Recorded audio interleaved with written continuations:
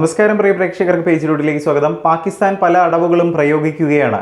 എന്ത് ചെയ്യാനാണ്? ഇന്ത്യയുമൊത്ത് പിടിച്ചു നിൽക്കാനുള്ള പെടാപ്പാടിലാണ് പാകിസ്ഥാൻ. ജമ്മു കാശ്മീരിലെ പഹൽഗാമിൽ നടന്ന ഭീകരാക്രമണത്തെ ഐക്യരാഷ്ട്രസഭ സുരക്ഷാ കൗൺസിൽ ശക്തമായി അപലപിച്ചു. ഇതിൽ 24 ഇന്ത്യൻ വിനോദസഞ്ചാരികളും ഒരു നേപ്പാളി പൗരനും ഉൾപ്പെടെ കുറഞ്ഞത് 26 പേരുടെ ജീവൻ നഷ്ടപ്പെട്ടിരുന്നു. ആർട്ടിക്കിൾ 370 റദ്ദാക്കിയതിനു ശേഷം ഈ മേഖലയിലെ ഏറ്റവും മാരകമായ ഒരു സംഭവമായി ഇതിനെ കണക്കാക്കാം. എന്നിരുന്നാലും UNSCയുടെ പ്രസ്താവന നയതന്ത്ര തർക്കത്തിൻ്റെ കേന്ദ്രബിന്ദുവായി മാറിയെന്നതാണ്.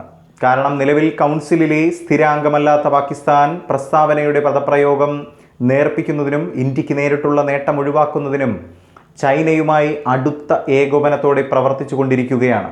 2019 പുൽവാമ ആക്രമണത്തോടുള്ള UNSCയുടെ പ്രതികരണത്തിൽ നിന്ന് വ്യത്യസ്തമായി എല്ലാ സംസ്ഥാനങ്ങളും ഇന്ത്യൻ സർക്കാരുമായി സഹകരിക്കണമെന്ന് വ്യക്തമായി ആഹ്വാനം ചെയ്തിരിക്കുകയാണ്. കുറ്റവാളികളെ നീതിപീഠത്തിലേക്ക് കൊണ്ടുവരാൻ അന്താരാഷ്ട്ര സഹകരണത്തിന് ആഹ്വാനം ചെയ്യുമ്പോൾ പഹൽഗാം പ്രസ്താവന ബന്ധപ്പെട്ട എല്ലാ അധികാരികളെയും മാത്രമേ പരാമർശിച്ചിട്ടുള്ളൂ. ഇന്ത്യൻ സർക്കാരിനെ നേരിട്ട് പരാമർശിക്കുന്നതിനെ പാകിസ്ഥാനും ചൈനയും എതിർത്ത തീവ്രമായ ചർച്ചകളുടെ ഫലമായിരുന്നു ഈ ഭാഷാമാറ്റം. അത്തരം വാക്കുകൾ കാശ്മീരിനെക്കുറിച്ചുള്ള ന്യൂഡൽഹിയുടെ നയതന്ത്ര നിലപാടിനെ ശക്തിപ്പെടുത്തുമെന്ന് അവർ ഭയപ്പെട്ടു എന്നത് മനസ്സിലാക്കണം. ഇന്ത്യൻ ഭരണത്തിലുള്ള കാശ്മീർ പോലെയുള്ള പദങ്ങൾ ഒഴിവാക്കി അതിനു പകരമായി ജമ്മു കാശ്മീർ ഉപയോഗിച്ചു എന്നതാണ്. അതുവഴി അന്താരാഷ്ട്ര തലത്തിൽ തർക്കത്തിലുള്ള അതിൻ്റെ പദവി ശക്തിപ്പെടുത്തുകയും മേഖലയിലെ പാകിസ്ഥാൻ്റെ പങ്ക് പരോക്ഷമായി അംഗീകരിക്കുകയും ചെയ്തു എന്നതാണ് മനസ്സിലാക്കുന്നത്. ആക്രമണത്തിൽ യാതൊരു പങ്കും ഇല്ല എന്ന് പറഞ്ഞ പാകിസ്ഥാൻ ജീവഹാനിയിൽ ആശങ്ക പ്രകടിപ്പിക്കുന്നതിലേക്ക് തുടക്കത്തിൽ പരിമിതപ്പെടുത്തി. ഇന്ത്യയുടെ നേതൃത്വത്തിലുള്ള അന്വേഷണത്തെ പിന്തുണയ്ക്കുന്നതിനും അതിനു പകരം പാകിസ്ഥാൻ നിഷ്പക്ഷവും സുതാര്യവുമായ അന്വേഷണത്തിന് തയ്യാറാണെന്ന് പ്രധാനമന്ത്രി ഷെഹബാസ് ഷെരീഫ് പിന്നീട് പ്രസ്താവിച്ചു. UNSC പ്രസ്താവന ഇന്ത്യയെ ഒറ്റപ്പെടുത്തുകയോ പ്രദേശത്തിന് മേലുള്ള അവകാശങ്ങളെ അംഗീകരിക്കുകയോ ചെയ്യുന്നില്ലെന്ന് ഉറപ്പാക്കാനുള്ള ഇസ്ലാമാബാദിൻ്റെ ശ്രമങ്ങളുമായി ഈ സമീപനം പൊരുത്തപ്പെട്ടു എന്നതാണ് മനസ്സിലാക്കുന്നത്. തീവ്രവാദ പ്രവർത്തനങ്ങളെ അപലപിക്കുന്നതിനുള്ള സ്റ്റാൻഡേർഡ് ഫോർമാറ്റ് UNSC പ്രസ്താവനയുടെ ബാക്കി ഭാഗങ്ങൾ പിന്തുടർന്നു.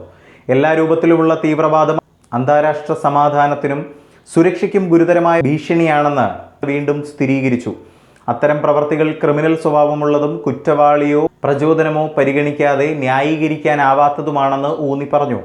കുറ്റവാളികളെയും സംഘാടകരെയും ധനസഹായം നൽകുന്നവരെയും സ്പോൺസർമാരെയും ഉത്തരവാദിത്തപ്പെടുത്തേണ്ടതിൻ്റെ ആവശ്യകത സുരക്ഷാ കൗൺസിൽ ആവർത്തിച്ചു പറഞ്ഞു. കശ്മീരിൻ്റെ പേരിൽ ഇസ്ലാമാബാദിനെ ഒറ്റപ്പെടുത്താനുള്ള ഇന്ത്യയുടെ ശ്രമങ്ങളെ പാകിസ്ഥാനും ചൈനയും ആവർത്തിച്ച് വെല്ലുവിളിച്ചു കൊണ്ടിരിക്കുന്ന ഐക്യരാഷ്ട്രസഭയിലെ നിലവിലുള്ള ഭൗമരാഷ്ട്രീയ വൈരാഗ്യത്തെ ഇത് അടിവരയിടുന്നു.